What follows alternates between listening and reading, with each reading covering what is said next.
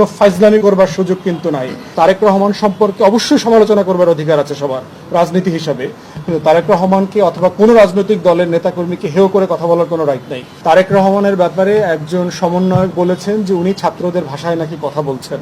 প্রশ্ন হচ্ছে, দেশের সবচেয়ে গুরুত্বপূর্ণ রাজনৈতিক দলের সবচেয়ে সিনিয়র নেতার ব্যাপারে কথা বলার ক্ষেত্রে সবাইকে খুব সতর্ক হতে হবে।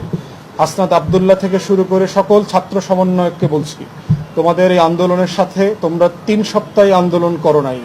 এই আন্দোলন বাংলাদেশের গণতন্ত্রকামী মানুষ গত 17 বছর থেকে করেছে। মেসি হঠাৎ করে গোল দিলে গোল হয় না, 11 জন খেলে মেসি বানাইতে হয়। অতএব তোমরা যদি মনে করে থাকো তোমরা 3 সপ্তাহে মেসি হইছো, তোমরা 3 সপ্তাহে রোনাল্ডো হয়ে গেছো, তোমরা বোকার স্বর্গে বাস করছো। তাই সিনিয়র পলিটিশিয়ান এবং পলিটিক্যাল পার্টি নিয়ে কথা বলার ক্ষেত্রে সকল ছাত্র নেতাকে অত্যন্ত সতর্ক হইতে হবে। কোনো ফাইজলামি করবার সুযোগ কিন্তু নাই। কারণ তোমরা কে কয়জন মারামারি করছো, কোন তারিখ থেকে কোন তারিখ মারামারি করছো, তোমরা কয়জন আহত হয়েছো আর কয়জন নিহত হয়েছো, সবকিছুর গল্প আমরা জানি। তাই তারেক রহমান সম্পর্কে অবশ্যই সমালোচনা করবার অধিকার আছে সবার রাজনীতি হিসাবে, কিন্তু তারেক রহমানকে অথবা কোনো রাজনৈতিক দলের নেতাকর্মীকে হেয় করে কথা বলার কোনো রাইট নাই। কিন্তু এর মানে এটা না যে কোনো রাজনৈতিক নেতাকর্মীর সমালোচনা করা যাবে না। তার ব্যাপারে যেটা বলা হয়েছে, উনি ছাত্রদের ভাষায় কথা বলছেন। ছাত্রদের এই আন্দোলনে তো বিএনপির রোল ছিল।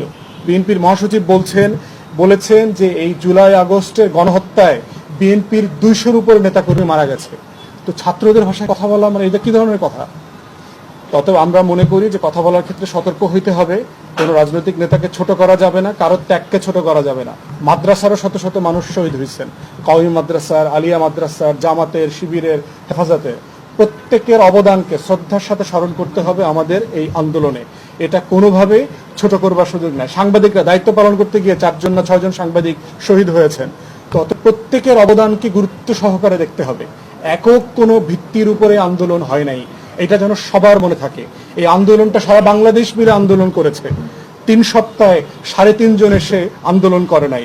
ঢাকা বিশ্ববিদ্যালয় থেকে শুরু করে পাবলিক ইউনিভার্সিটির 19 জুলাই